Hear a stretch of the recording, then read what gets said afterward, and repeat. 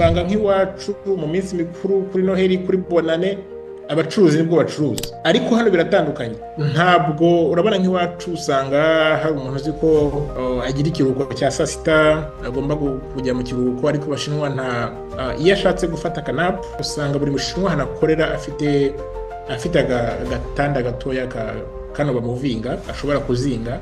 Iyo Chinese Scholarship Council ikorana na university igera ku 120 hano mu Bushinwa, kandi batanga full scholarship buri mwaka. Abashinwa bose bafunga amashop bakajya mu mafamiye yabo, ku buryo nk'igiye gutega imodoka mu kiruhuko bakubwira ko hari amafaranga uri bwongereho y'umuntu wiga mu kiruhuko akaba arimo gukora mu gihe cy'ikiruhuko.